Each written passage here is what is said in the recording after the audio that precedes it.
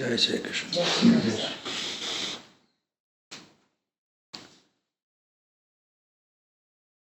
संसार अनित्य है, उसका क्या मतलब हुआ? हमेशा नहीं रहेगा। It's constantly changing and it changes to the extinction.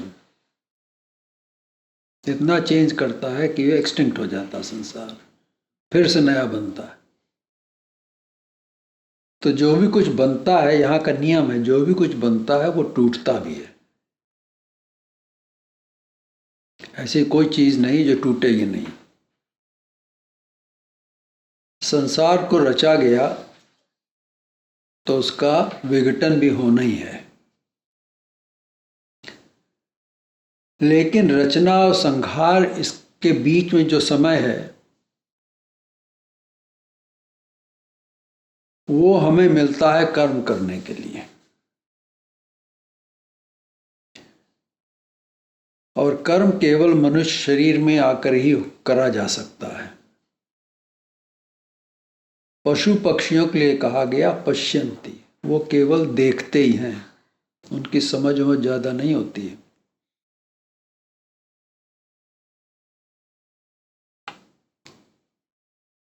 और उसका मनुष्य कर्म क्यों कर सकता है? क्योंकि उसके अंदर मनन शक्ति होती है।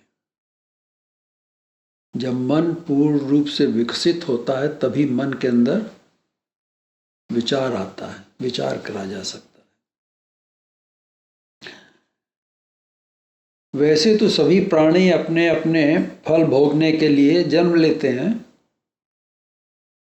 परंतु मनुष्य ज्ञान पाकर अपने को संसार से ऊपर उठा सकता है। तो मनुष्य शरीर कितना मूल्यवान है, हम लोग समझते नहीं इसको, इसके ऊपर ज़्यादा हम लोग एम्फेसिस नहीं डालते हैं, लेकिन बहुत सबसे मूल्यवान शरीर मनुष्य शरीर है। यहाँ तक कि परमात्मा भी मनुष्य शरीर में ही अवतार लेते हैं ज़्यादातर उद्धार करने के लिए। मन के साथ इंद्रियों के लगे होने से मन एक दुधारू तलवार बन जाती है, जिससे मनुष्य अपने को ऊपर परमात्मा के तरफ भी ले जा सकता है और नीचे नित्य नरक भी ले जा सकता है। इसको बोलते हैं इटर्नल हेल। ये सब मन की स्थिति से होता है। अर्जुन को यही भय था कि युद्ध रूपी घोर कर्म करने से वो नीचे जाएगा, पाप लगेगा उसको। तो उसको अपनी बुद्धि के अनुसार युद्ध करने की अपेक्षा सन्यासी बनना ठीक लग रहा था। लेकिन भगवान कृष्ण ने अर्जुन को की सोच पे पानी फेर दिया। भगवान ने कहा कि अर्जुन, तुमको कर्म तो करना ही पड़ेगा, उससे तो बच नहीं सकते हो, और तुम अपने स्वभाव के अनुरूप ही कर्म करोगे। जैसा तुम्हारा स्वभाव वैसे ही कर्म करोगे। तो उसका स्वभाव था क्षत्रिय स्वभाव, तो युद्ध करेगा वो। कर्म से ही विद्वानों को सिद्धि प्राप्त हुई है, भगवान ने उससे कहा। तो तुम कर्म ही करो और ऐसे करो जिससे तुमको कर्म का पाप न लगे। कर्म करो, बिना कर्म करे तो एक क्षण रह भी नहीं सकते संसार में, और संसार बना ही कर्म है, कर्म से है। तो कर्म करो, लेकिन ऐसे करो जिससे कि तुमको उसका पाप न लगे। अब ये पाप क्या है? सरल शब्दों में ईश्वर के आदेश, उसकी जो आज्ञा होती है, उसकी अवहेल करना पाप है। क्योंकि सृष्टि की रचना में ईश्वर की आज्ञा होती है, बिना ईश्वर की आज्ञा के सृष्टि की रचना नहीं हो सकती है। और रचना इसलिए करी गई जिससे कि जीव व्यक्त होकर संसार में आकर के, मनुष्य रूप में आकर के ईश्वर के बताए हुए मार्ग पर चले और वहाँ तक उस तक पहुँच सके, इसलिए सृष्टि बनाई गई। तो जब मनुष्य उस मार्ग की अवहेलना करके अन्य मार्ग पर चलता है और वो उसके कर्म फलों में पहुंचकर उनको भोगता है, तो ये ईश्वर की आज्ञा की अवहेलना ही है, यही पाप है। मनुष्य के लिए मनुष्य देह में आकर ज्ञान पाना और उसके द्वारा ये जानना कि उसे क्या करना है, कैसे करना है और फिर उसे वो करना, ये 3 चीजें हैं इसमें। जानना कि कैसे करना है, क्या करना है, कैसे करना है और फिर उसको करना, ये मनुष्य का कर्तव्य है। भगवान कहते हैं कि मनुष्य को कर्म तो करना ही पड़ेगा, अंतर इतना ही है कि तुम उसको अपनी सोच से करोगे या मेरे बनाए हुए विधान से करोगे, यही एक अंतर है। इसके बीच एक बहुत पतली लकीर है, वेरी फाइन लाइन बिटवीन, कि आपने अपनी सोच से करते हैं या उसके बताए हुए विधान से करते हैं। बुद्धिमान वो है जो अपने कर्म जानकर उसे ईश्वर के विधान से करता है और दूसरों के कर्म में दखल नहीं देता। दूसरे से क्या लेना हमको, वो जो कर रहा करने दो उसको, वो अपना भोगेगा, अपना कर्म चल रहे हैं। ये श्लोक 26 में भगवान ने बताया। उसको विचलित मत करो, जो कर रहा उसको करने दो, नहीं तो वो भी छोड़ देगा वो तो। क्योंकि सभी कर्म प्रकृति के गुणों द्वारा ही किए जाते हैं। अब ये समझने की बात है, ये 4थे अध्याय में और डिटेल में जाएंगे। इसमें जो भी कर्म हो रहे हैं ये सब प्रकृति के गुण ही कर रहे हैं। परंतु जो कहता है कि ये उसने किया है, तो वहां वो अहंकार के कारण मूढ़ हो गया था, तभी कहता है कि मैंने किया है। लेकिन जो ज्ञानी है वो जानता है कि हर समय प्रकृति के गुणों में बरत रहे हैं, मतलब गुण के अंदर ही काम कर रहे हैं, इंटरैक्ट कर रहे हैं, और वो उसमें दखल देकर कर्मों में आसक्त नहीं होता है। जब किसी चीज में आप इंटरफियर करते हो, दखल देते हो, तो क्यों देते हो? उसमें कुछ स्वार्थ होता है, तभी दखल देता आदमी, उसे कुछ चाहिए उससे। अगर कुछ नहीं तो अपनी ख्याति चाहिए, उसमें वाहवाही करें लोग, कुछ ना कुछ स्वार्थ होता ही तभी लोग दखल देते हैं दूसरे काम में, या उसको नीचा दिखाने की कोशिश करते हैं, अपने को ऊपर करते हैं। ये सब जो है ये ईश्वर के विधान के विपरीत है सब। भगवान कहते तुम कर्म करो अपना, और अपना कर्म करके अपने को ऊपर उठाओ और हमारे पास आओ, तुमको दूसरों से कोई मतलब नहीं है।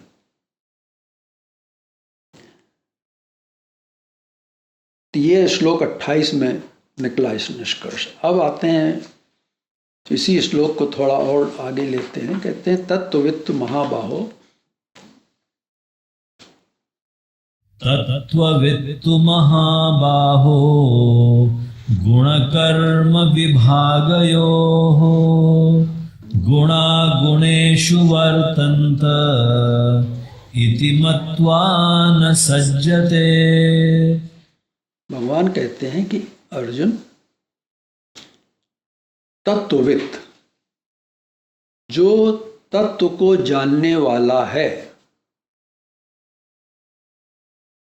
कर्मों के तत्व को जो जानता है कि कर्म कैसे होते हैं, उनके अंदर एसेंस क्या है, कर्मों का जो एसेंस, तत्व मतलब एसेंस, कर्म की प्रक्रिया का ज्ञाता जो है, वो गुण और कर्म के विभाग को अच्छी तरह से जानता है। कि गुण क्या है और कर्म, ये इनका विभाग कैसे होता है। वो जानता है कि कर्म कैसे होता है और कर्म में क्या गुण हैं, कौन से गुण उसमें काम कर रहे हैं, जो कर्म हो रहा है उसके अंदर कौन से गुण कार्य कर रहे हैं। गुण कर्म का विभाग का अर्थ है कि गुण किस प्रकार से कर्म को करने में सक्रिय, मतलब एक्टिव है। हाउ गुणास आर एक्टिव टू मेटीरियलाइज कर्म, ये गुण कर्म विभाग है। इसका ज्ञाता, जो उसको जानता है, कर्म के विषय का तत्ववित्त होता है। ये बहुत ही डिफिकल्ट थिंग टू अंडरस्टैंड, थोड़ा समझना मुश्किल है। पहले गुण जानो, फिर देखो कर्म क्या हो रहा है, फिर गुण, उसमें गुण कैसे काम कर रहे हैं, कौन सा गुण काम कर रहा है, कहाँ तक चल रहा है। ये बड़ा मुश्किल काम समझे, ये ज्ञान से ही आता है। बगैर ज्ञान, ईश्वर ज्ञान के वो नहीं समझ में आएगा। क्योंकि सब विधान किसका बनाया? ईश्वर का बनाया विधान है। और जिसका ज्ञान है वही ज्ञान जानता है, वही ज्ञान दे सकता है। और जब तक उसकी इच्छा नहीं होगी तब तक हमको उसका ज्ञान नहीं मिलेगा, क्योंकि उसकी चीज़, ये उसकी वस्तु है। वो जिसको जो उसका पात्र होगा उसको ही वो देगा, और किसी को नहीं। ये नहीं कि बाजार मिल्ला ले आए ज्ञान कहीं से, कुछ सुन भी लिया लेकिन वो पल्ले नहीं पड़ने वाला कुछ। समझ रहे हैं? ज्ञान होने का मतलब वो ज्ञान समझ में आ जाए तब ज्ञान हुआ ना। कान से सुनने से तो सुन लिया इधर से, लेकिन बीच में कहाँ कुछ समझ नहीं आई बात। जब तक समझ में नहीं आएगी तब तक एक्ट कैसे करेंगे उस पर। यहां भगवान ज्ञान की गहरी बात बता रहे हैं, जिसे समझना बहुत ही आवश्यक है। ये बात है कि संसार में जो भी कार्य होता है उस कर्म का बंधन मनुष्य को लगता है। जो भी कुछ हम करते हैं हमको बंधन लगेगा उसका। ये बंधन उस करी हुई क्रिया के प्रतिकार, मतलब रिएक्शन और रेजिस्टेंस से होता है। जो करी हुई क्रिया है उसका जो रिएक्शन होता है या जो उसका रेजिस्टेंस दूसरे लोग करते हैं, उससे क्या होता है? बंधन लगता है। पिछले श्लोक में भगवान ने कहा कि गुणे गुणे गुणे कर्मणि सर्वशा, चारों ओर से, सर्वशा मतलब चारों ओर से, हर जगह, हर स्थान पर, हर समय, गुणे कर्माणि, गुण काम करते हैं। कौन से गुण? प्रकृति गुण। प्रकृति के गुण हर समय काम कर रहे हैं, हर जगह काम कर रहे हैं। क्योंकि प्रकृति यहाँ क्या है? माया। माया ने क्या किया? सबको व्याप्त कर रखा है। हर चीज माया ने व्याप्त कर रखी है। सब संसार, सब ब्रह्मांड सब माया के अंदर हैं सब। और ये तीन गुण माया ने बनाए हैं, तो वहां काम कर रहे हैं। ये उसके क्या हैं? उसको कहेंगे टूल। माया के ये तीन टूल्स हैं जिससे काम करती माया। तो प्रकृति के गुणों के द्वारा क्रियमाणानि करे जाते हैं। अब थोड़ा समझना पड़ेगा यहाँ पर। सारी देवता शक्तियां और प्रपंच में प्रकृति के तीन गुण कार्य करते हैं। ये शरीर हमारा है, मकान, जो भी कुछ है, ये सब प्रपंच है। प्रपंच मतलब पांच भूत और तीन गुणों का जो विस्तार है वो उसको प्रपंच बोलते हैं। It's like cotton candy. थोड़ी शुगर ली, उससे बड़ी कैंडी बना दी। ऐसी प्रपंच है। प्रपंच और कुछ थोड़ा सकोड़ करके थोड़े अपने ओरिजिनल फॉर्म में चला जाएगा और फिर बढ़ा दो, जितना बढ़ता चला जाएगा। मन में जो शक्ति काम करती है वो है ब्रह्मा की शक्ति। ब्रह्मा देवता की शक्ति। प्रत्येक कार्य जो है उसका जो बिगनिंग होती है, शुरुआत होती है, वो मन में आए हुए विचार से होता है। पहले थाट बनता है मन के अंदर, फिर कहते हैं अब ये करें या ना करें, फिर डिसाइड करते हैं ये करना है, अब ये करने लगते हैं, तो ये कर्म शुरू हो जाता है। और हम हैं किसमें? हम हैं प्रवाहिकी सृष्टि में। ये सृष्टि जो है चलती रहेगी, इसका अंत नहीं होना है। टूटेगी बनेगी, टूटेगी बनेगी, फिर गिराएगी, फिर नहीं बनेगी। ये इसको बोलते हैं एक प्रवाह है, just like a flow of water. ये चलती रहेगी ऐसे ही। और ये प्रवाह किसका है?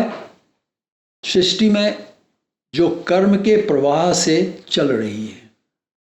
जैसे हमारे कर्म होते हैं उसी तरह सृष्टि बनती जाती है, नई सृष्टि बनती है, कर्म खत्म हुए, तो इसको बोलते हैं प्रवाहिकी सृष्टि।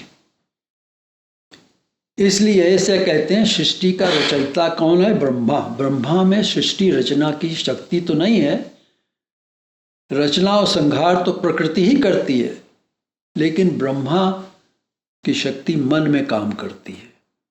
इसलिए कहा जाता है सनातन धर्म में ब्रह्मा ने सृष्टि रची।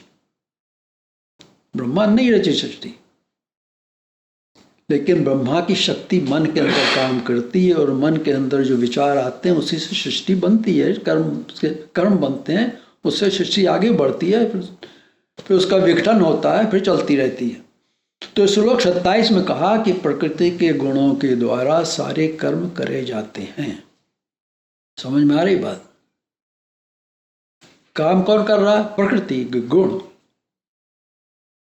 अर्थात प्रकृति के गुणों के द्वारा सारे कर्म अपने आप होते रहते हैं। ऑटो पायलट पे है सब, ये चलता रहता है।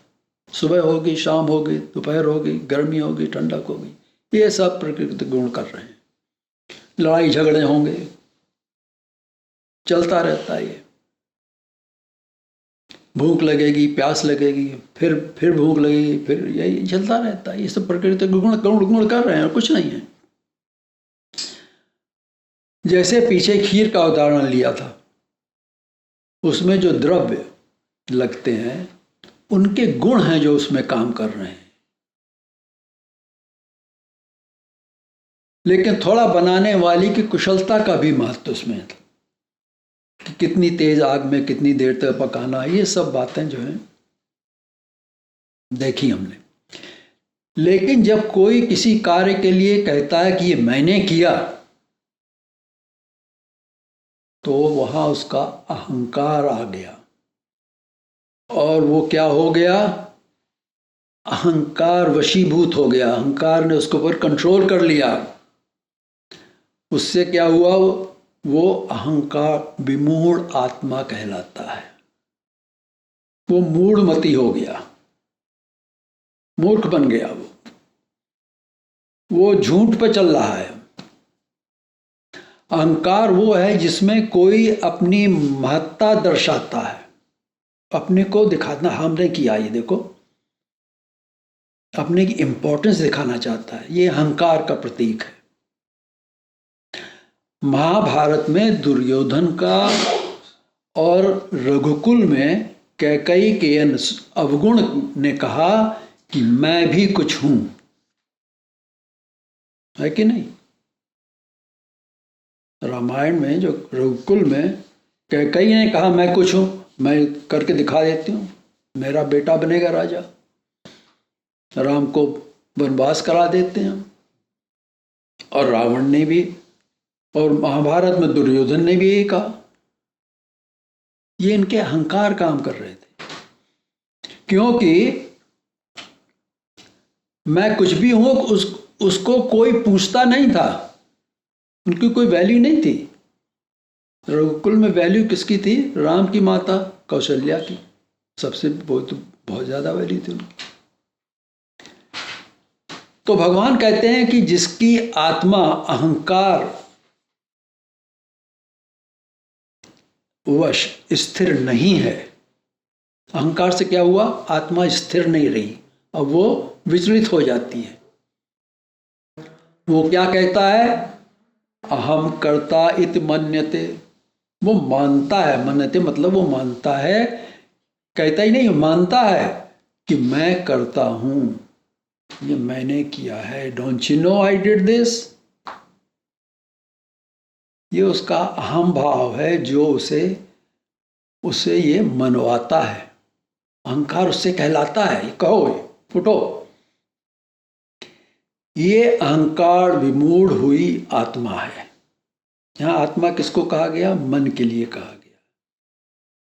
अहंकार के कारण उसका मन क्या हो गया? विशेष रूप से मूढ़ हो गया। विमूढ़ मतलब विशेष रूप से मूढ़ हो गया। अब श्लोक 28 लेते हैं। लेकिन अर्जुन जो तत्ववित्त है, और भगवान कहते हैं जो इस रहस्य को तत्व से जानता है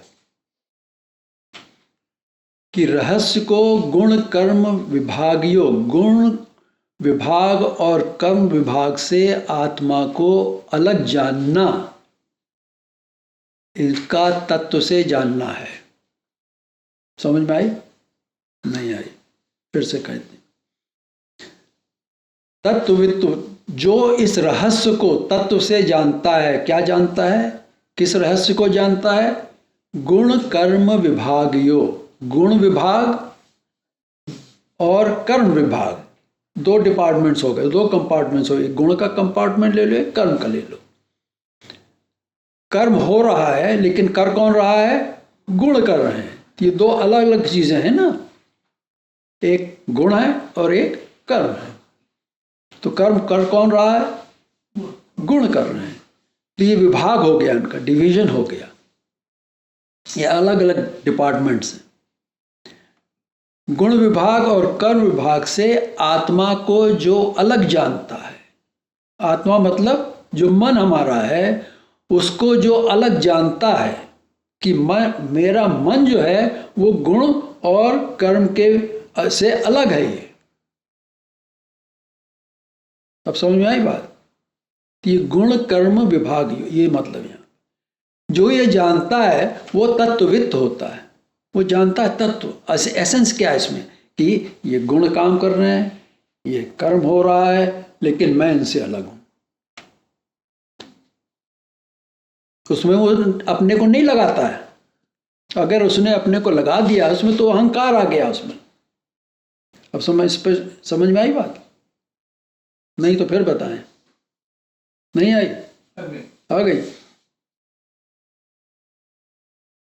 प्रकृति के गुण मनुष्य के अंदर भी कार्य करते हैं, ये जानते हुए कि प्रत्येक गुण गुणों में कार्य कर रहा है। ये वो जो तत्ववित्त है उसमें क्या करता है? न सज्जते, उसमें अपने को नहीं लगाता है, उससे अपने को दूर रखता है।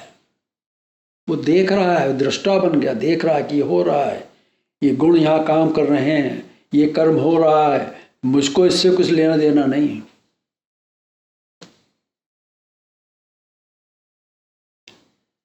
उसमें वो आसक्त नहीं होता, चिपकता नहीं है, वो दखल नहीं देता है, इसे होने देता। जो हो रहा है, let it be, let it happen, that to should and.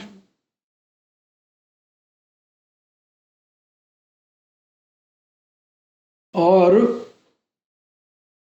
वो स्वयं क्या करता है? ईश्वर को याद करता है।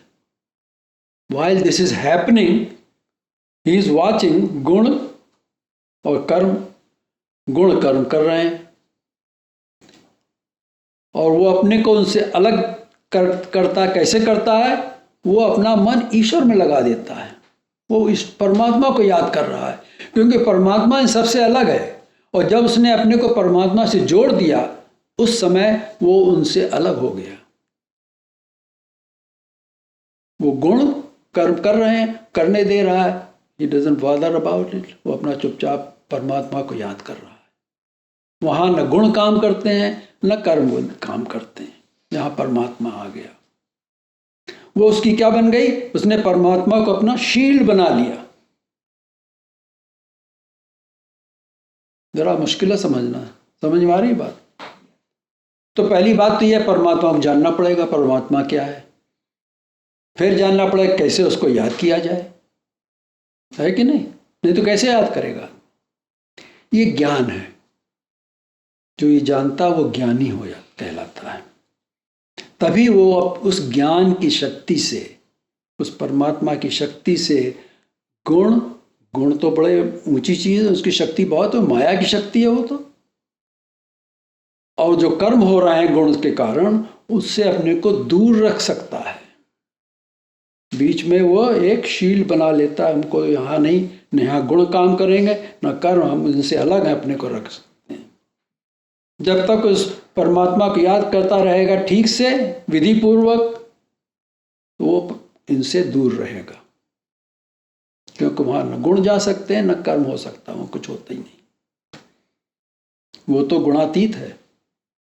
जब गुणातीत है, गुण वहां पहुंचते ही नहीं है, तो कर्म कैसे होंगे वहां पर? क्योंकि कर्म तो गुण कर रहे हैं ना। तो अकर्ता, इसीलिए तो अकर्ता होता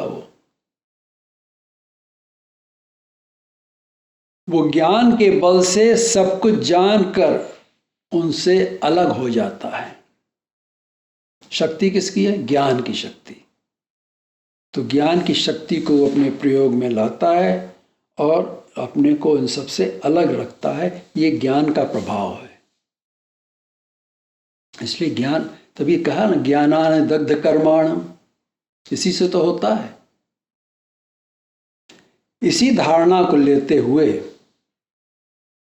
भगवान आगे कहते हैं अगले श्लोक में, प्रकृतेर्गुण सम्मूढ़ाः सज्जन्ते गुणकर्मसु तान् कृत्स्नविदो मंदान् कृत्स्नविन्न विचालयेत्। भगवान कहते हैं प्रकृते गुण सम्मूढ़ा गुण कर्मसु सज्जते। जो तत्ववित्त है, जिसकी अभी बात कर रहे थे पिछले श्लोक में, वो तो गुण कर्मों के विभाग को जानते हुए उनमें आसक्त नहीं होता है। अपने तो नहीं उसमें चपकता है, उसमें आसक्ति नहीं उसकी होती है। लेकिन कुछ लोग ऐसे हैं जो प्रकृति गुण सम्मूढ़ा, प्रकृति के गुणों से मूढ़ होकर, अब देखो गुण बहुत पावरफुल चीज है, वो मूढ़ बना देती है। गुण जो है मनुष्य जीवात्मा को मूढ़ बना देते हैं, इतनी शक्ति उनके अंदर है। क्योंकि गुण कौन से हैं? सतोगुण, रजोगुण, तमोगुण।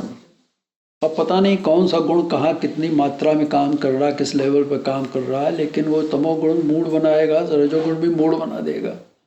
सतोगुण के पास कोई, अगर रजोगुण प्रधान हो गया तो सतोगुण चुपचाप पीछे बैठा रहता है। फिर तो प्रकृति के गुणों से मूढ़ होकर गुण कर्मसु, गुण और कर्म में, सु का अर्थ है में, गुण और कर्म में, गुण कर्म के अंदर सज्जते, डूब जाते हैं। ऐसे लोग हैं, अर्थात ये संसार में पूरी तरह से फंस जाते हैं। पिछले श्लोक में देखा, जो तत्ववित्त है वो अपने को अलग रखता है, क्योंकि उसको ईश्वर ज्ञान है, वो ईश्वर को शील बना लेता, ढाल बन जाती है। लेकिन ये लोग कैसे हैं? ये गुण कर्म के अंदर डूब जाते हैं, संसार में पूरी तरह से फंस जाते हैं। क्यों फंसते हैं? वे मन मूढ़ हो चुके हैं। किसके कारण मूढ़ हुए? प्रकृति गुण, प्रकृति के गुणों के कारण मनुष्य के स्वभाव को भी क्या कहते हैं? प्रकृति कहते हैं। कहते हैं कि आपकी प्रकृति कैसी है? इसकी प्रकृति बहुत गर्म नरम है, ऐसी है, कहते नहीं। तो प्रकृति, मनुष्य के स्वभाव को भी प्रकृति कहते हैं। परंतु यहाँ प्रकृति ईश्वर की आदि शक्ति माया के लिए कहा गया है, क्योंकि गुण किसके पास है? माया के पास। जिसके द्वारा रचे तीन गुण हैं, जिसके द्वारा बनाए हुए ये तीन गुण हैं। रजोगुण, तमोगुण, सतोगुण। ये तीनों गुण जो हैं वो संलग्न के अंदर हैं, तो हमारे साथ हमेशा रहते हैं। वो समझ में आ रही बात? इस संलग्न वो चीज है जो जो जो माया का अंश जो हर एक जीव के साथ लगा हुआ है, वो हमेशा लगा रहता है। जब तक उसकी मुक्ति नहीं तब तक लगा रहता वो, और वो फंसाता रहता है इसके अंदर, संसार के अंदर, क्योंकि उसके अंदर तीन गुण काम करते हैं। ये सब उसके अंदर हैं और यही उसको मूढ़ बनाते रहते हैं। लेकिन वो गुण परमात्मा में नहीं, परमात्मा से दूर रहते हैं। तो इसलिए जो परमात्मा की भक्ति करता है, परमात्मा ज्ञान के परसू करता है, वो गुण उसके पास नहीं पहुंच सकते, माया उसके दूर रहती है। तो कृष्ण अर्थात पूरी तरह से, और विद अर्थात जानने वाला। तो कृष्ण विद कौन हो गया? वो जो पूर्ण ज्ञानी को कहते हैं कृष्णविद। तो अकृष्णविद कौन हो गया? इसका ऑपोजिट हो गया, जो अकृष्ण है, जो पूरी तरह से नहीं जानता है ज्ञान को। तो कहते हैं जो अधूरा ज्ञानी है, तान अकृष्णविद मंदान कृष्णविद न विचालयेत। तान अर्थात उन लोगों को, कौन से लोग हैं? जो कैसे हैं? अकृष्णविद मंदान, जो कम जानने वाले हैं, मंद बुद्धि के लोग हैं, उनको कृष्णविद न विचालिए। जो ज्ञानी, जो पूर्ण ज्ञानी है, वो उनको विचलित नहीं करे, उनसे दूर रहे अपने को। उनको जो कर रहे हैं उनको करने दो, उसमें बाधा मत डालो। वे जहां और जैसे हैं उनको वहीं और वैसे ही रहने दे, क्योंकि उनको इस ज्ञान का अधिकार नहीं है। कृष्णविद कौन है? जिसको ज्ञान का अधिकार नहीं है। कृष्णविद कौन है? जो ज्ञानी है, उसको ज्ञान का अधिकार, तभी तो ज्ञानी बना। तो जो ज्ञानी है, पूर्ण ज्ञानी, वो दूसरों को जो कर रहे हैं उनको करने दो, उनसे विचलित मत करो। इसके लिए एक उदाहरण है, गेटिंग टू सीरियस, हमने कहा थोड़ा इसको ब्रेक कर दें। एक सुंदर स्त्री का उदाहरण लेते हैं।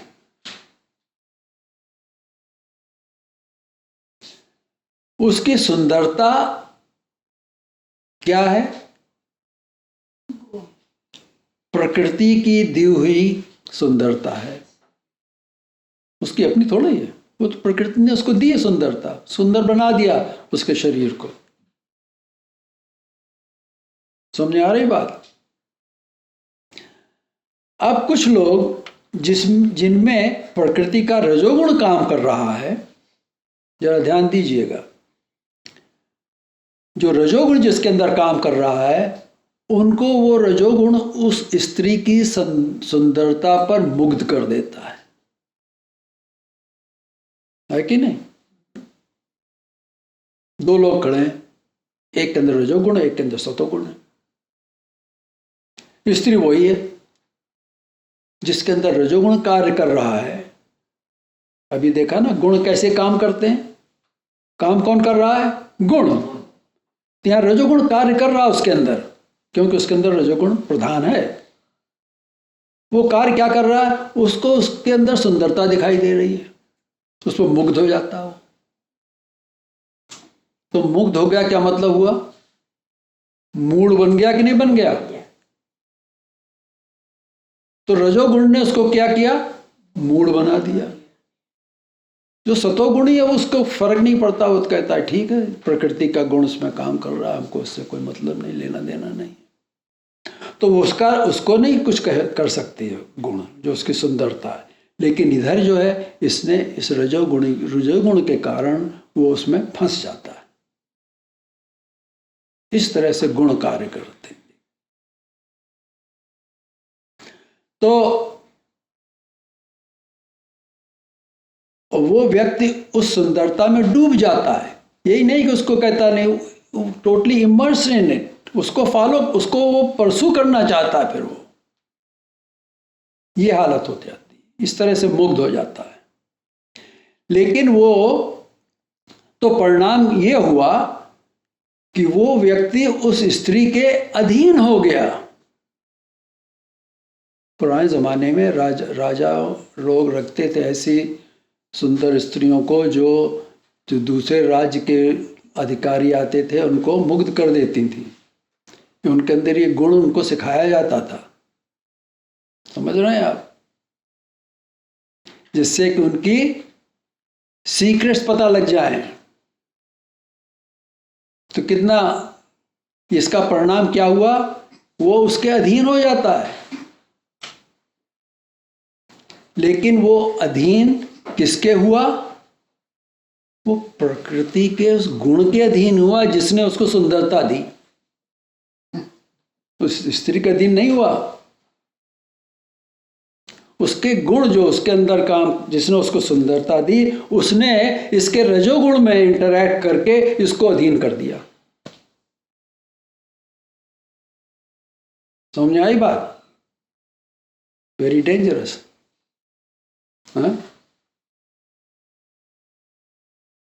तो हिंदी चलचित्र में होता है उसमें एक स्त्री पर दो व्यक्ति मुग्ध हो गए।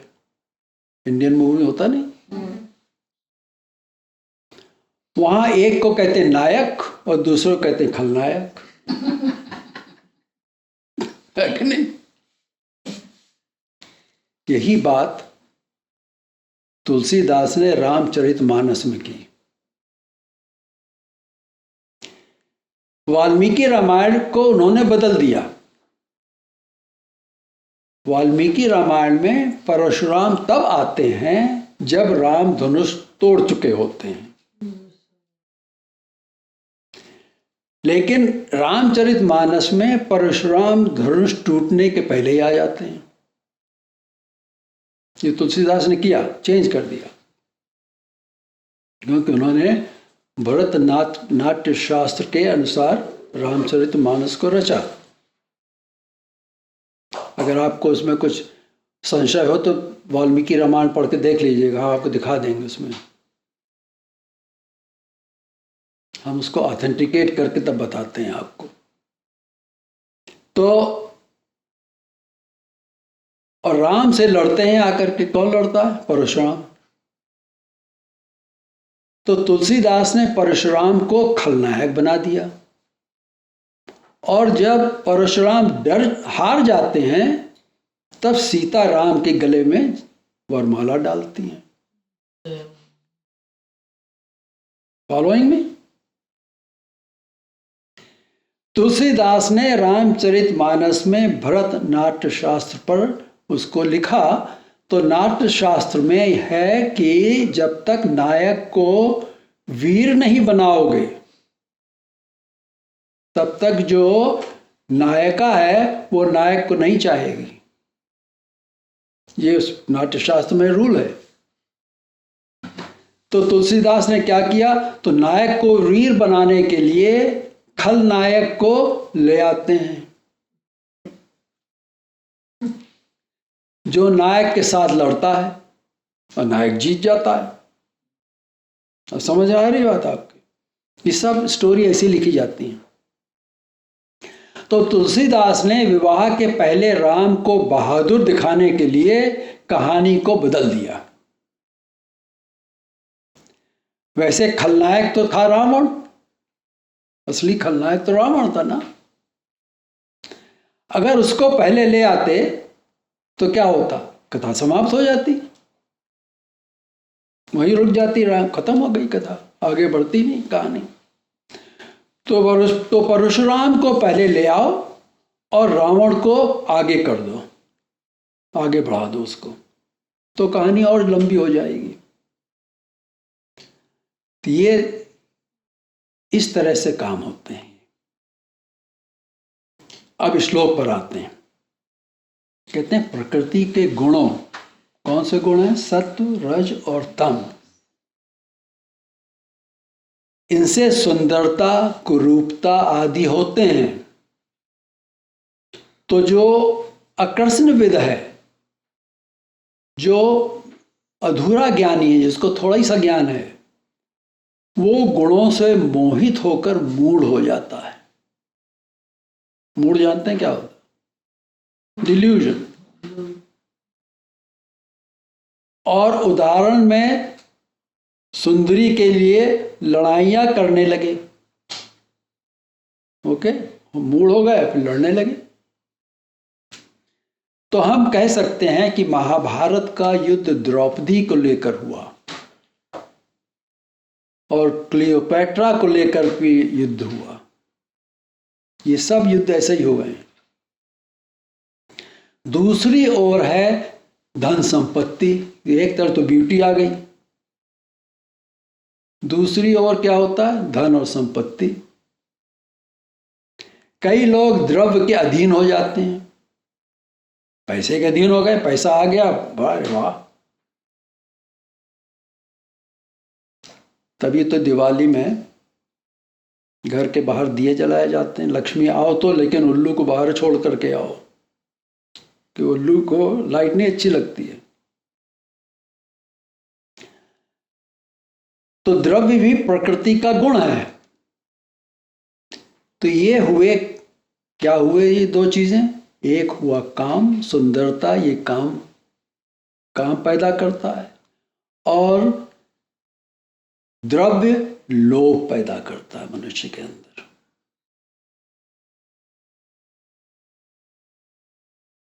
तो ये काम और लोभ एक ही प्रकृति के दो नाम हैं।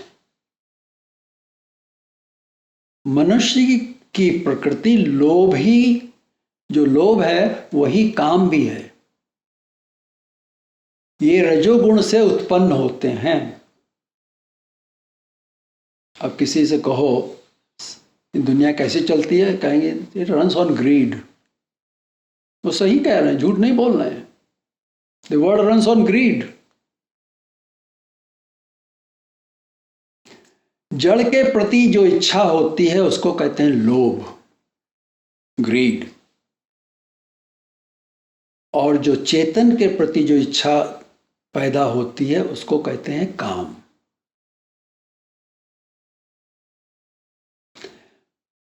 तो हैं दोनों इच्छाएं, दोनों इच्छा हैं। एक है जड़ के प्रति और दूसरी है चेतन के प्रति। तो एक हो गया काम, एक हो गई लोभ हो गया। इस प्रकार मोह के दो लक्षण हुए। ये मोहित करते हैं जीव को। एक ने सुंदरता देखी और उस गुण के कारण उस स्त्री के अधीन हो गया। दूसरे ने द्रव्य देखा और वो उसे पाने की इच्छा से मोहित हो गया। मोहित दोनों हुए, लेकिन किस कारण हुए ये अलग बात होगी। और दोनों में काम कौन कर रहा? गुण, कौन सा गुण काम कर रहा? रजोगुण। तो भगवान कहते हैं प्रकृति गुण सम्मूढ़ा। प्रकृति के इन गुणों के कारण जिसका चित्त विक्षुब्ध हो गया है, अर्थात जो मूढ़ बन गया है, प्रकृति के गुणों के अधीन होने से जो कर्म बने, उस कर्म उस कर्म से वो मूढ़ हो गया और इस स्थिति में वो कर्म में बंध जाता है। समझ में आई बात? went wrong ways। तो कर्म में कैसे बंधन कारक होता है ये आपको बता रहा है इसमें। गीता बताती है कि मनुष्य का स्वभाव है कि प्रकृति के गुणों के कारण उसका मन सम्मूढ़ मतलब पागल हो जाता है। गीता बताती है ये मनुष्य का स्वभाव है। कैसे मूढ़ होता है? काम और लोभ, इनके प्रभाव से वो मूढ़ हो जाता है। अब संस्कृत में रस्सी की लड़ों को गूंथ कर पक्का करने को भी गुण कहते हैं। गुणा कर दिया, एक में दूसरे जोड़ दी तो दो गुणा हो गया कि नहीं हो गया? मल्टीप्लाई कर दिया, दूसरे में एक और जोड़ दी तो 3 गुणा हो गई। 3 गुण कहते हैं उसको। रस्सी को पक्का करने के लिए उसमें 2 या 3 से गुणा कर दो।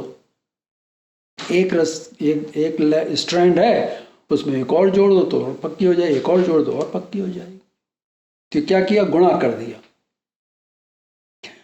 प्रकृति के 3 गुण भी एक दूसरे से गुंधी हुई स्थिति में ही रहते हैं, इंटरट्वाइंड स्टेट में रहते हैं। ये तीनों अलग अलग नहीं काम करते हैं, याद रखिएगा। ये तीनों गुण इकट्ठे काम करते हैं। ये नहीं कि एक में एक ही गुण है, दूसरे 2 गुण है ही नहीं ना, इम्पॉसिबल। और इन गुणों के कारण मनुष्य परतंत्र हो जाता है, स्वतंत्र नहीं रहता है, परतंत्र हो गया। परतंत्र के मतलब क्या हुआ? दूसरे के अधीन हो गया, किसी पर कहते हैं दुश्मन को।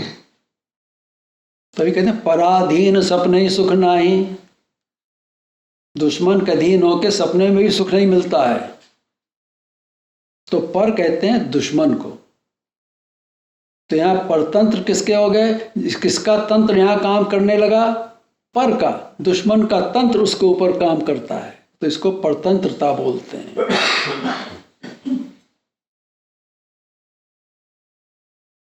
तो आगे परतंत्र का मतलब आपको भूलेंगे नहीं तो नहीं अब आप। सज्जते गुण कर्मसु। गुण और कर्म में सज्जते मतलब वो डूब जाते हैं, उसमें पूरी तरह से इमर्स हो जाते हैं। वो कैसे हैं? वो लोग हैं तांस कृष्ण विदो। वे कम जानने वाले हैं, जिनको ज्ञान नहीं है वो उनके संग यही होता है संसार के अंदर। तो ज्ञान की कितनी महिमा है अब आपको पता लगी? कितना इंपॉर्टेंट है ज्ञान को पाना। और ज्ञान है किसके पास? ईश्वर का। और देगा वो तभी जब हमसे वो खुश होगा कि इसको देने ये पाने लायक है, तो उसको ज्ञान दे देगा। और जब तक वो नहीं देगा तब तक ज्ञान नहीं मिलना है। कोई और दे ही नहीं सकता है। अपने प्रयत्न से नहीं पाओगे हम, वो जब देगा तभी मिलेगा।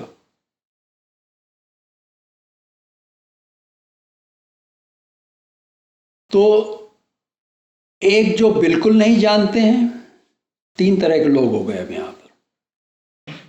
एक वो जो बिल्कुल जानते ही नहीं है, एक जो सब कुछ जानता है, कृष्णविद है, और तीसरे जो विषय का थोड़ा सा ज्ञान रखते हैं। ये जो कम जानने वाले हैं ना, इनके लिए फारसी का शब्द है नीम हकीम। कहा नीम हकीम खतरे जान। नीम का मतलब आधा।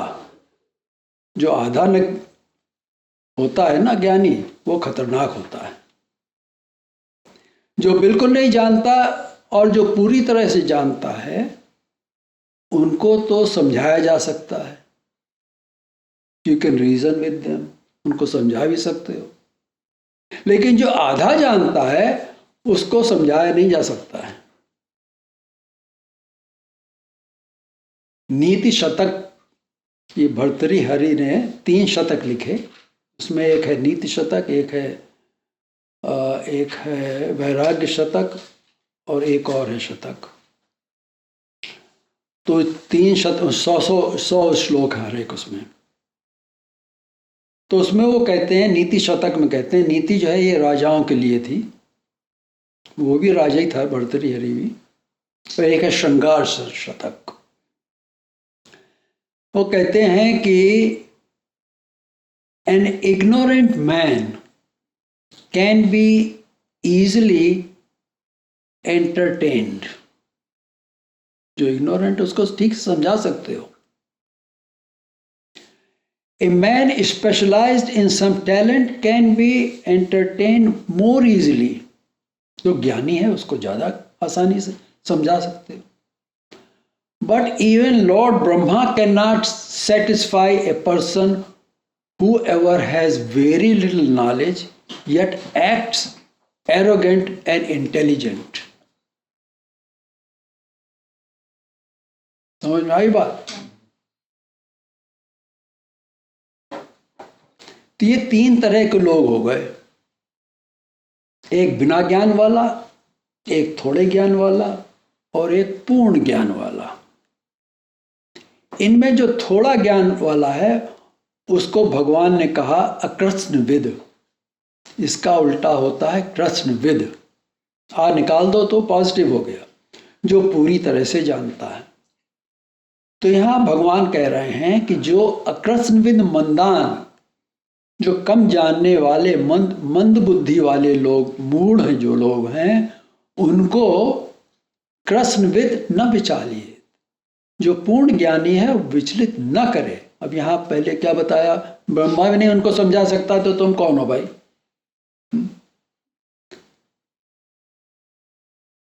उनसे बहस न करे, no point arguing with them. वे जैसे चल रहे हैं उनको वैसा ही चलने दो। एक दिन हो सकता है उनकी लाइट ऑन हो जाए, समझ में आ जाए, बात अलग है। नहीं, जब तक करने दो उनको, क्योंकि उनके अंदर वो प्रकृति के गुण उनसे वो करवा रहे हैं। अगर हम उसमें दखल देंगे तो हमको पाप लगेगा, क्योंकि प्रकृति के गुणों द्वारा वे मूढ़ हो चुके हैं। गीता में बड़ा स्पष्ट किया है कि मनुष्य कई कारणों से मूढ़ बनता है और वो ज्ञान को समझने का प्रयत्न नहीं करता है। इसलिए क्या करना चाहिए? भगवान अगले श्लोक में बताते हैं कि इनको तुम विचलित मत लो। तुम क्या करो? अगले श्लोक में मयि सर्वाणि कर्माणि सन्न्यस्याध्यात्मचेतसा निराशीर्निर्ममो भूत्वा युध्यस्व विगतज्वरः। अब देखो, अर्जुन चाहता था कि दुर्योधन को समझा लिया जाए, बुझा लिया जाए। वो यहीं पर आ रहा थी, वो इम्पॉसिबल, उसको नहीं समझा सकते हो, वो मंद बुद्धि का आदमी।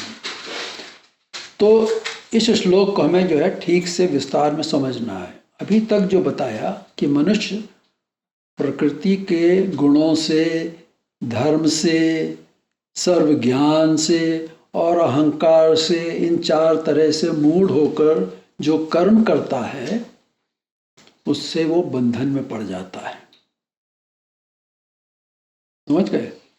जो ज्ञान से करता है वो तो नहीं बंधेगा, वो जानता है क्या कर रहा है वो। लेकिन जो मंद बुद्धि वाला विमूढ़ है, उसको तो कोई ठीक पता है नहीं, वो जो मर्जी है करता रहता है, तो फंसेगा नहीं तो क्या होगा वो। अर्जुन की सबसे बड़ी चिंता थी कि अगर वो युद्ध में सबको मार देगा तो उसे उन कर्मों का बंधन लग जाएगा। ये उसकी बड़ी चिंता थी, इसीलिए वो युद्ध नहीं करना चाहता।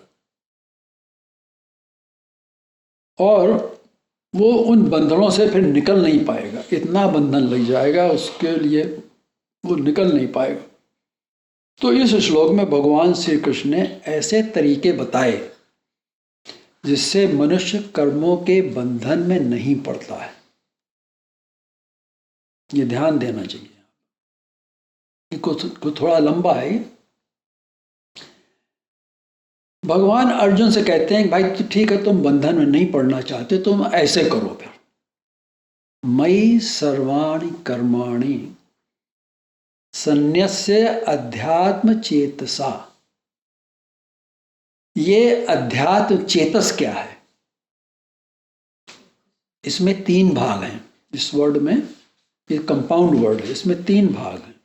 अधि उसका मतलब मैं और इन, आत्म आत्मा, चेतसा मतलब चित्त, अर्थात परमात्मा। आत्मा मतलब परमात्मा में लगे हुए चित्त के द्वारा, through that conscious that is in association with परमात्मा, परमात्मा में लगी हुई कॉन्शियस के द्वारा मुझ में संपूर्ण कर्मों को अर्पण करके, जो भी तेरे कर्म हैं, युद्ध का कर्म जो भी कुछ, उसको मेरे को अर्पण कर दे, तू कैसा हो जाएगा? निराशी। निराशी का मतलब आशा रहित। तुम्हारे अंदर कोई वो आशा नहीं रहेगी मैं इनको मार दूंगा, ये कर दूंगा, ये हो जाएगा ना, वो आशा चली जाएगी तुम्हारे अंदर से। निर्मम, तो कैसा हो जाएगा? ममता रहित हो जाएगी, तेरे अंदर ममता भी चली जाएगी, जिससे बंधन लगते हैं।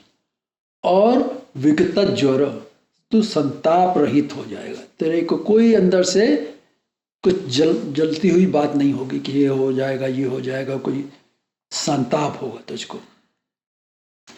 तो जब हमारा चित्त क्या है? वो फैकल्टी जिसके अंदर विचार आते रहते हैं, उसको चित्त बोलते हैं। उसी चेतनता होती है। अगर विचार नहीं आए तो चेतनता चली गई, विचार नहीं आएंगे तो मर गया आदमी, खत्म हो गया। लेकिन जब तक चेतना है तब तक चित्त काम कर रहा है। तो चित्त जिसमें विचार आते रहते हैं, उसमें हमारा चित्त परमात्मा में रमण करने लगता है।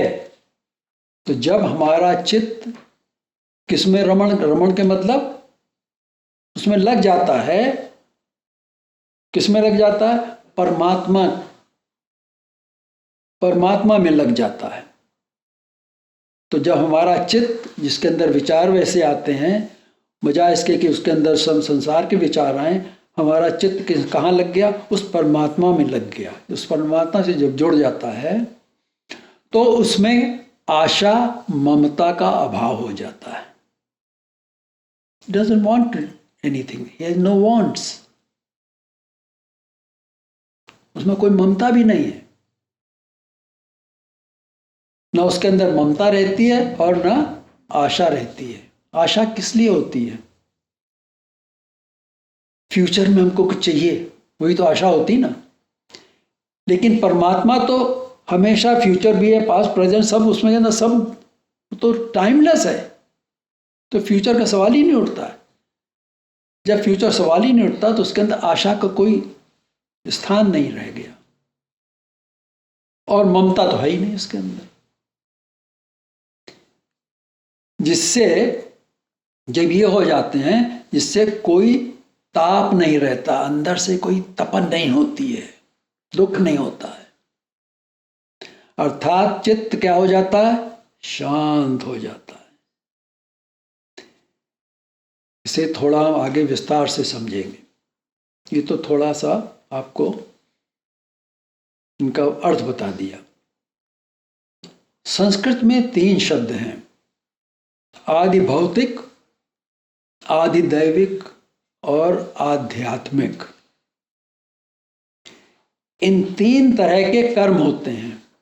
आदि दैविक कर्म होते हैं, आदि भौतिक कर्म होते हैं, आध्यात्मिक कर्म होते हैं, जिससे मनुष्य को ये 3 ताप होते हैं।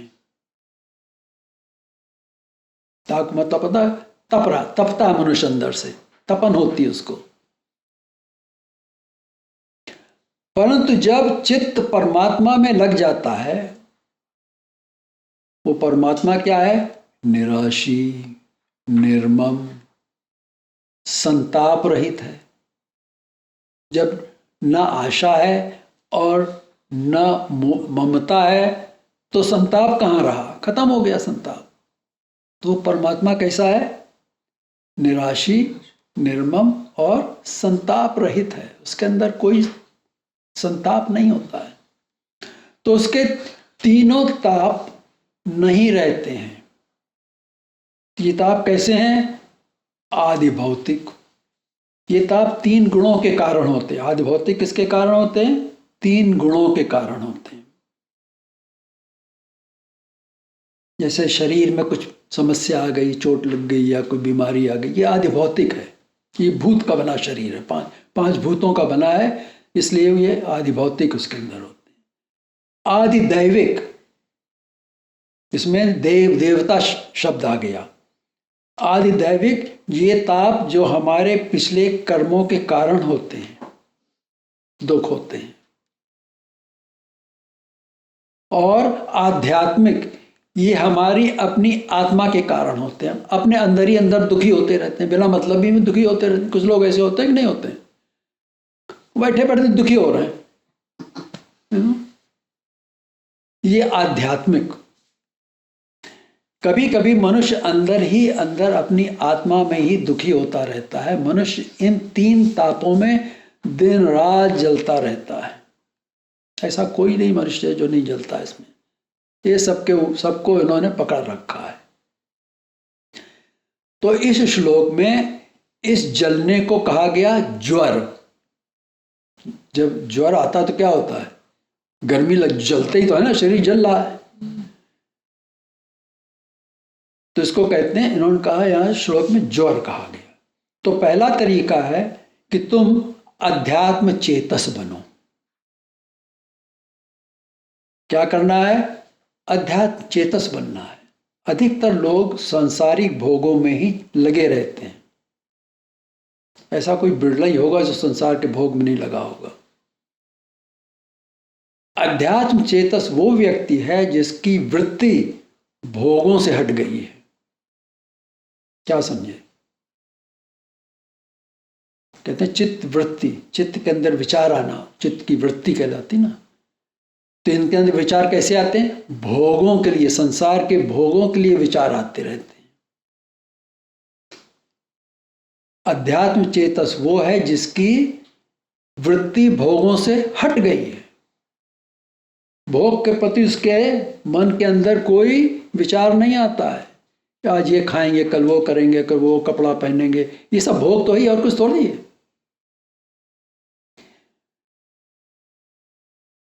जिनकी वृत्ति विषयों पर है, बाहर की ओर देखते। जिनकी वृत्ति विषयों पर है, विषय किसके, इंद्रियों के जो विषय होते हैं उनकी तरफ है, जिसकी वृत्ति वो बाहर देखते हैं। क्योंकि इंद्रियां बाहर ही तो देखती हैं, इंद्रियां अंदर नहीं देखती हैं। तो इंद्रियों के विषय कहाँ है, बाहर है। ऋषि इस बात को शुरू से ही कहते आए हैं।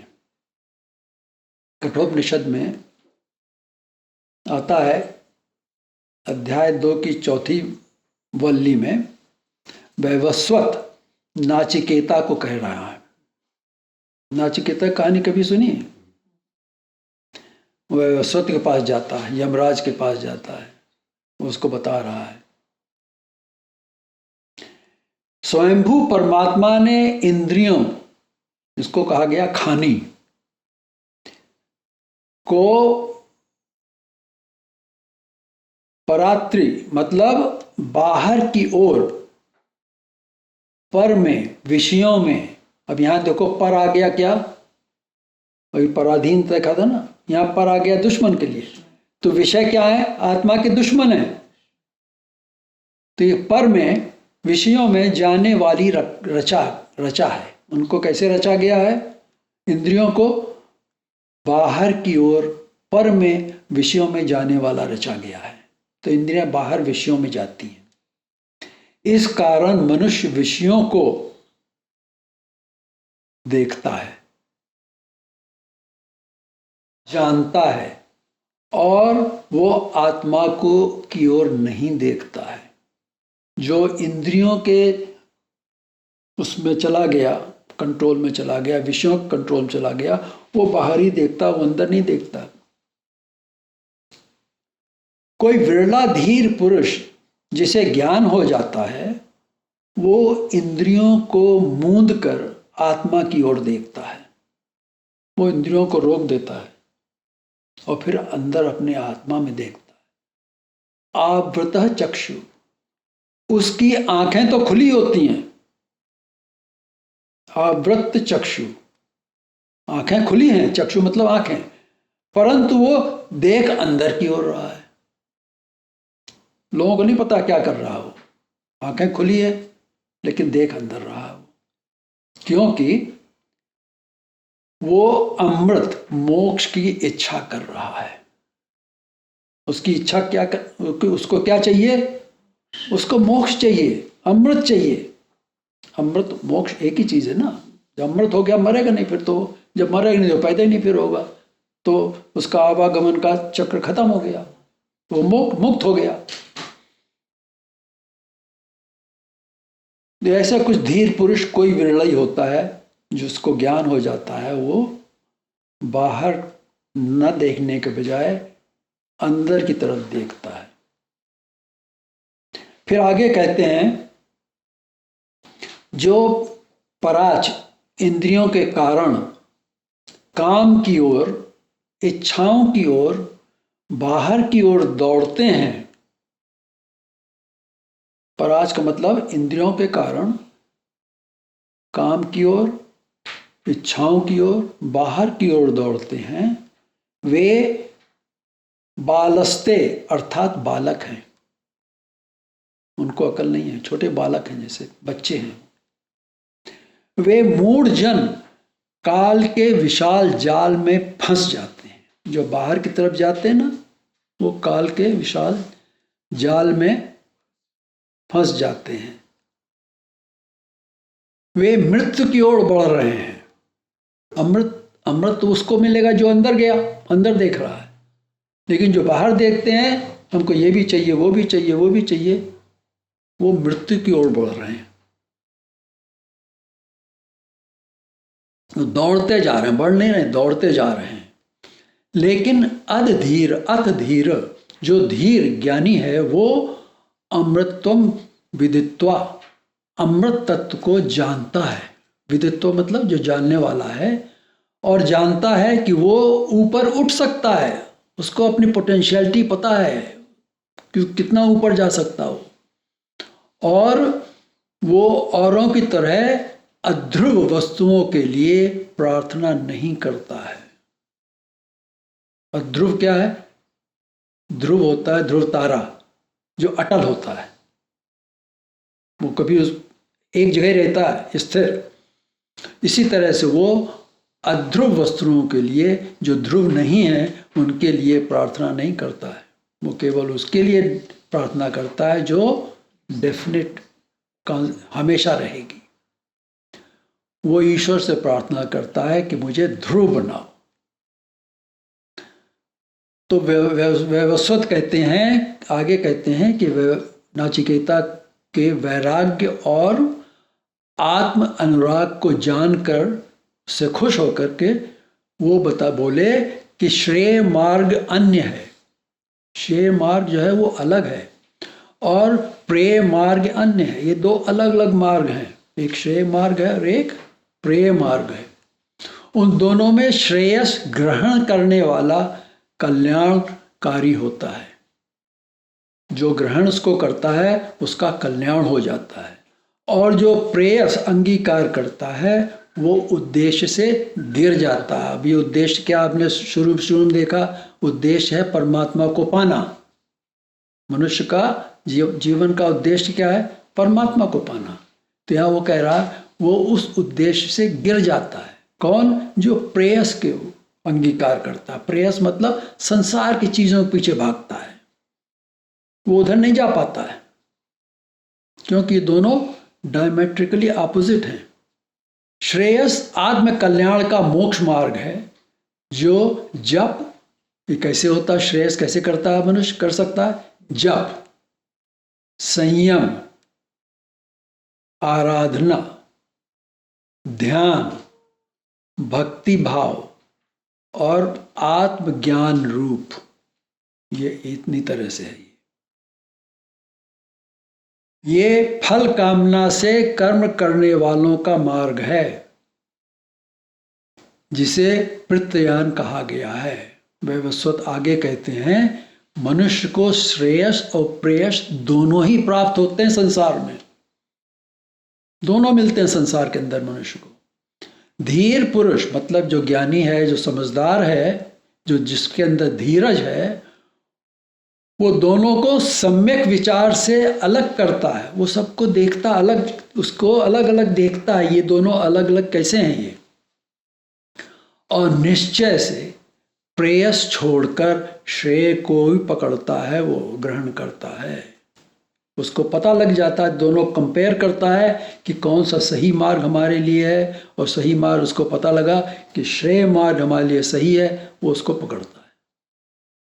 वो योग क्षेम को ही जो दूसरा जो है, जो मंदमति वाला मनुष्य, वो क्या करता है, योग क्षेम के विचार से प्रेय को अंगीकार करता है।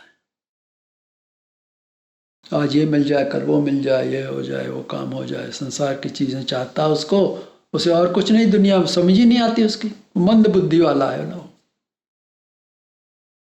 तो वो प्रेय को अंगीकार करता है। आज जितने बंगले हो जाएं, कल इतने गाड़ियां हो जाएं, ये हो जाए, ये वो योग क्षेम को ही जीवन का उद्देश्य मानता है।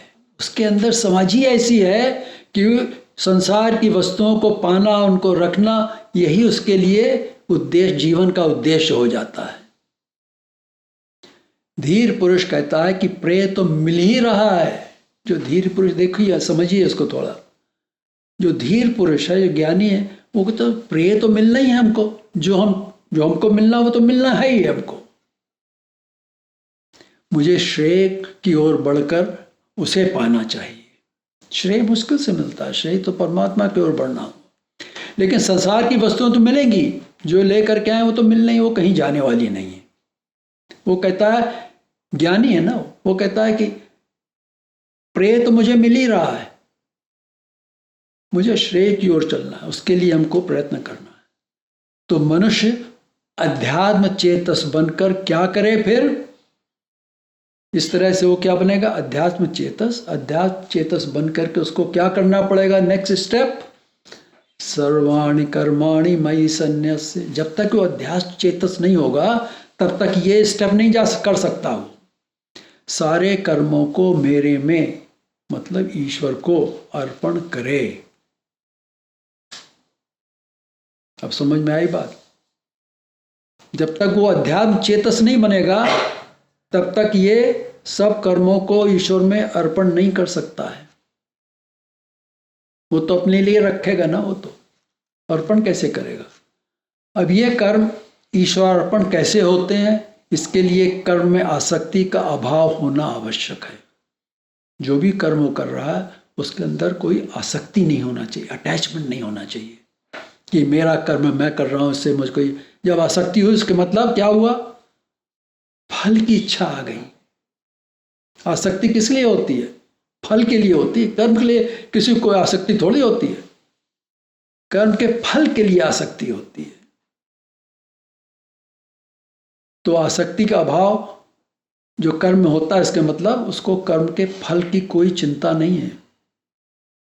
इसलिए इसके लिए श्लोक 30 में भगवान ने एक शर्त रखी है, कंडीशन रखी है। यह है आशा और अहम भाव से मुक्ति और संताप रहित अवस्था। इसको कहते हैं विगत ज्वरा, to be cured of mental fever. ये कौन सा बुखार है? मेंटल फीवर है ये। यहां ज्वर जो है मेंटल फीवर, शरीर का फीवर नहीं है ये। इसको पाने के लिए मन की वो स्थिति जहां वो पूर्णतः शांत और स्थिर हो, और उसके अंदर कोई हलचल, कोई एजिटेशन नहीं होना चाहिए। मन बिल्कुल शांत होना चाहिए, क्योंकि हलचल से मन क्या होता है? संतप्त होगा। परंतु मानसिक शांति तभी संभव है जब मन आशा और अहम भाव से मुक्त होगा। जब तक आशा है मन के अंदर, शांति नहीं है। जब तक अहम भाव है कि मैं ये करूँगा, मैं वो करूँगा, ये है वो मेरा है, तब भी उसके अंदर कोई शांति नहीं होनी है। मन के अंदर शांति हो ही नहीं सकती है, क्योंकि ये आशा ही है जो सफल बनने की संपूर्ण प्रक्रिया के पीछे प्रेरक शक्ति है। ये समझ जाइए। ये जो डिजायर, जो आशा है, वो किसके लिए? अभी पहले बताया हमने आपको, फ्यूचर के लिए है। तो ये क्या है? मैं कुछ आगे बनूंगा, सफल बनूंगा, सफल बनेंगे वो, है सफलता पाएंगे अब संसार के अंदर। सक्सेसफुल बनेंगे। तो ये जो सफलता की बनने की जो संपूर्ण प्रक्रिया, जो प्रोसेस, उसके पीछे जो प्रेरणा देती शक्ति वो है आशा। मनुष्य को कुछ बनने की इच्छा ही आशा को पैदा करती है। आशा तभी होगी जब कुछ बनने की इच्छा होगी। यह कुछ बनने की इच्छा स्पष्ट रूप से भविष्य की ओर देखना ही है। अभी नहीं, प्रेजेंट में नहीं देख रहे हैं।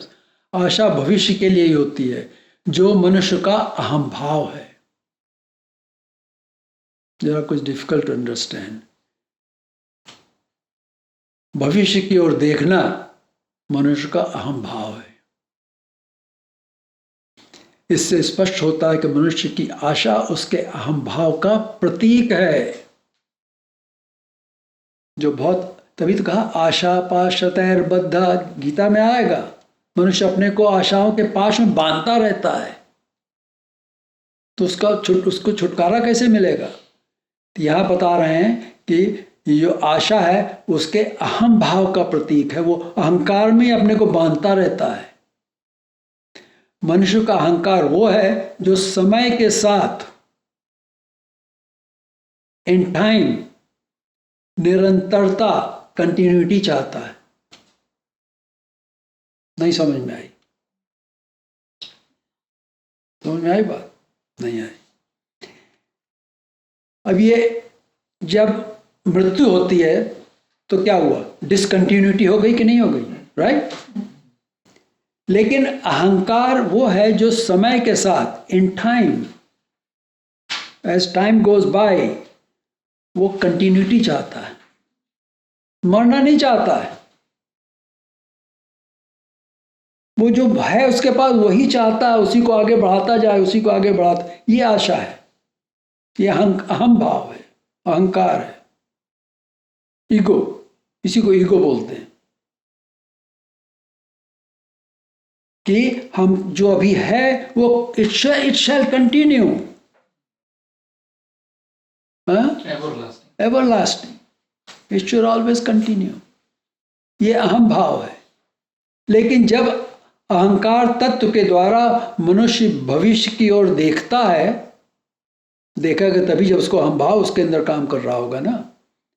उसकी आशा मानो कि वो खिड़की है, इस विंडो, जिसके माध्यम से भविष्य में देखने का प्रयास करा जाता है। नहीं आई समझ में बात? जो कंटिन्यूटी, जो भविष्य में देखना है, वो उसके लिए जो खिड़की जिसके थ्रू देखता है, वो आशा है। अब समझ में आई बात?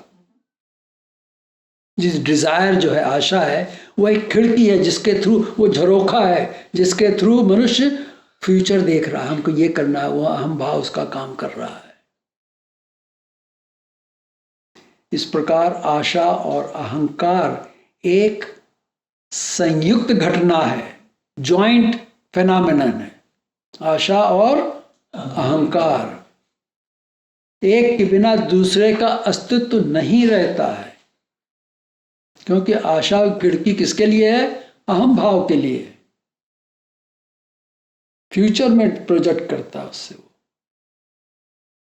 ये तो है ना, अहम भाव क्या कहता है? कल मैं ये करूंगा, पता नहीं कल जिंदा भी रहोगे नहीं रहोगे, लेकिन कल ये करूंगा, परसों मैं ये इतना पैसा बनाऊंगा, इसको ये कर दूं, इसने हमको ये कहा, उसको दिखा दूंगा क्या मैं कौन हूं।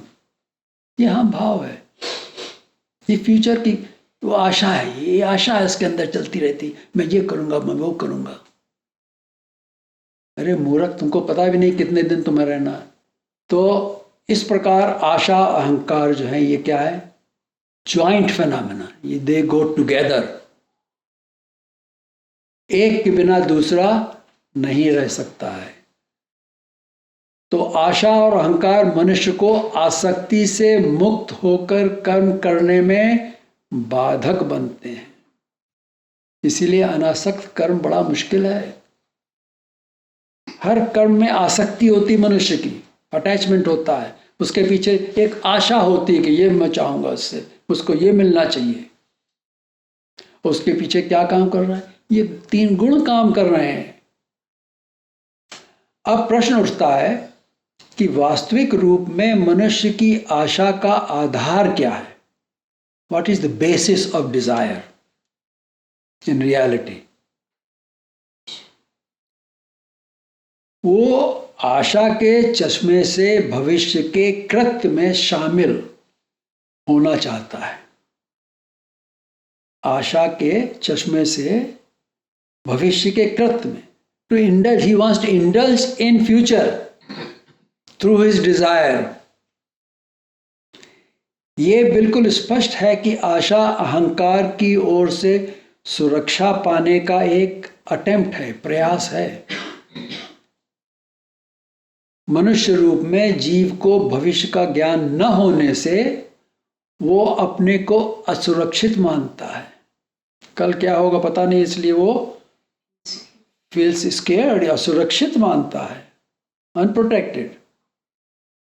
वो आशा के माध्यम से ज्ञात जो भूत, जो पास्ट है, और अज्ञात जो फ्यूचर है, उसके बीच की खाई को पाटने के लिए का प्रयास करता है।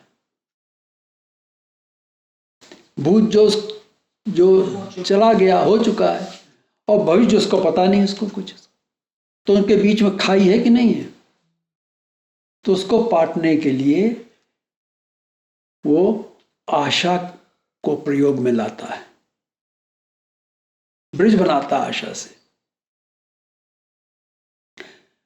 मनुष्य सदा सुरक्षा चाहता है। All the time man wants to be secure, है कि नहीं? वो असुरक्षा के विचार से बहुत डरता है। मनुष्य का सबसे बड़ा डर क्या है?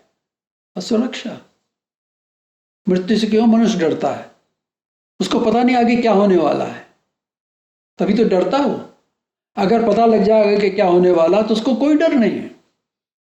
इसलिए परीक्षित को सुखदेव मुनि ने भगवान कृष्ण की लीलाएं बताई तो उसका डर चला गया।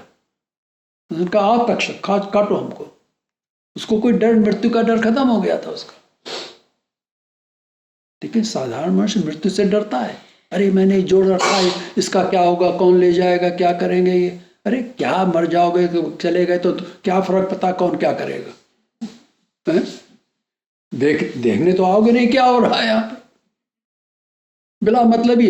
इसको कहते हैं अपने अंदर ही अंदर दुखी होता रहता आदमी। ये जो है अंदर से तपाना है, आध्यात्मिक ताप है ये, बिला मतलब कि तपा रहा अपने को। ये अज्ञान का प्रतीक है। असुरक्षा, असुरक्षित फील करना अज्ञान, साइन ऑफ अज्ञान, इग्नोरेंस, अज्ञान का प्रतीक है। वो जानता है कि जो व्यक्त हुआ है उसका अंत निश्चित है,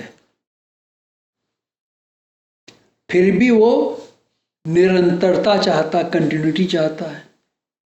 ये जानते हुए कि जो पैदा हुआ उसकी मृत्यु जरूरी होनी है, लेकिन फिर भी वो क्या चाहता है? ईश्वर कंटिन्यू। ये मूर्खता है कि नहीं है? वो ये नहीं मानना चाहता कि शाश्वत प्रवाह की अभिव्यक्ति, मैनिफेस्टेशन, वही जो है अभिव्यक्ति का स्वभाव है। मैनिफेस्टेशन का स्वभाव क्या है? शाश्वत प्रवाह की, प्रवाह ही। शाश्वत प्रवाह क्या मतलब समझे? Flow of time is always gonna be there. You cannot stop the flow of time. तो शाश्वत प्रवाह कौन हुआ? The flow of time, वो शाश्वत है। उसका जो manifestation, how does it manifest? वो अभिव्यक्ति का स्वभाव है। उसके मैनिफेस्टेशन का जो नेचर है वो है डिसकंटिन्यूटी। वो ये मैं नहीं मानना चाहता है मनुष्य कि शाश्वत प्रवाह ही, जो प्रवाह है, जो टाइम चेंजिंग टाइम, ये मैनिफेस्टेशन का स्वभाव, is the nature of manifestation. जो मैनिफेस्ट होता है उसको इन टाइम चेंज होना पड़ेगा और चला भी जाना पड़ेगा। वो ये नहीं मानना चाहता है क्योंकि he wants to continue everything. भगवान कृष्ण ने दूसरे अध्याय के 27वें श्लोक में बिल्कुल स्पष्ट कर दिया था कि जातस्य ही ध्रुवो मृत्यु जन्म मृत्युस्य च। तो जन्मे हुए की मृत्यु और मरे हुए का जन्म निश्चित है। This is the law. मरना नहीं चाहते। यही तो मूर्खता है, विमूढ़ता। इसी को विमूढ़ता कहते हैं। हम I want to stay forever like that, है कि नहीं? ये मूर्खता का एपिटमी ऑफ फुलिशनेस। तो कहते हैं ये this is the law of time. तो इस बिना उपाय वाले विषय में, जिसका कोई उपाय नहीं है, ऐसा विषय सब्जेक्ट है, you cannot, you have no उपाय फॉर दिस, तू शोक करने योग्य नहीं है। अर्जुन को कहते हैं कि मर जाएंगे सब, कहते तुझको क्या फर्क पड़ता है? इसका तेरे पास कोई उपाय नहीं कि तुमको नहीं मरने दो। एक दिन उनको मरना ही है। जो पैदा हुआ उसको मरना ही है। तो क्या ऐसी स्थिति में व्यक्त जगत की तथा कथित सुरक्षा, the so called security in that which is manifested, पूरी तरह से असुरक्षित नहीं हो जाती है? इनसिक्योर नहीं हो जाएगी? जो व्यक्त है is always insecure in time, because that's the law. भगवान अर्जुन को इस असुरक्षित व्यक्त जगत में, जो मैनिफेस्टेड वर्ड है, उसमें असुरक्षित में वास्तविक सुरक्षा का मार्ग क्या है ये बताते हैं। How you can be secure in this insecure manifested world, ये बताते हैं भगवान इसमें। क्योंकि डर किसका है? असुरक्षा का, है कि नहीं? यहां ये बताते हैं वो कि ये भगवान कहते हैं मयि सर्वाणि कर्माणि संन्यस्य। कैसे करोगे तुम अपने सुरक्षित? मेरे में जो भी तुम्हारे जितने भी कर्म हैं उनको सब मेरे में संन्यास कर दो, मेरे को अर्पित कर दो, तभी तुमको सुरक्षा मिलेगी। उससे क्या होगा? उससे तुम इमॉर्टैलिटी की तरफ जाओगे, मुक्ति की तरफ बढ़ोगे। जब तुम्हारे कर्म सब तुमने दे दिए परमात्मा को, तो कर्म रहित हो गए। फिर तो जब कर्म का बंधन ही नहीं, कर्म करते रहोगे लेकिन कर्म बंधन नहीं। ये वो कर सकता है इसको ज्ञान हो गया, सब नहीं कर सकते हैं। Imagine that you are doing something without worrying about what the consequence is going to be. You're just enjoying the work. Can you imagine that? How much pleasure it is going to be if when you're doing something and you are enjoying it to the fullest without worrying about the consequence of it. Consequence क्या है? कल क्या होगा? ये तो consequence है ना। That is the pleasure, that's the pleasure, that's the आनंद जो जी वर्तमान में ही रहो, इसमें ही आनंद करो। ये परमात्मा में जब सब दे अर्पण कर दिया, परमात्मा की भक्त वही कर सकता है जो परमात्मा का भक्त है। सब तो नहीं कर सकते। और भक्त वही होगा जिसको परमात्मा का ज्ञान है। समझे आप? परिणाम की चिंता नहीं, जो फल की चिंता ना करो। परिणाम फल ही तो परिणाम होता है ना। अगर फल की चिंता करते रहे तो कर्म भी ठीक नहीं होगा, वो भी गलत कर जाओगे और दुखी भी रहोगे। अरे ये नहीं मिला जो हमने सोचा था, वो नहीं मिला। तो पहली बात तुम्हारी सोच ही गलत है, तभी तो नहीं मिला। तो ये बड़ा मुश्किल काम है। ये साधारण मनुष्य कर नहीं सकता, क्योंकि सबको तो लाहौर लाहौर, ये भी ले आओ, ये भी ले आओ, हमको ये भी दे दो। हाँ? अभी 50,000 डॉलर है तो अब 2 करोड़ हो जाना चाहिए, है कि नहीं? अब करोगे क्या उसका तुम? खाने पीने की 2 रोटी चाहिए, 4 वक्त का खाना चाहिए, मकान रहने चाहिए, और क्या चाहिए क्या मनुष्य को? लेकिन ये आशा जो है, फ्यूचर की इनसिक्योरिटी, अरे कल क्या होगा, बाप रे, हवा हवा बैठा खा जाता है हमको। ये हवा ही तो है, इसी को तो हवा बोलते हैं। अरे आज अगर ठीक काम किया तो कल तो ठीक हो नहीं है, ये प्रकृति का नियम है। आज किसी को धोखा दोगे तो कल तुमको भी कोई धोखा देगा, ये प्रकृति का नियम, इस बैलेंसेस आउट। चलिए, तो हम इसमें नोट कर यहीं रुक जाते हैं फिर।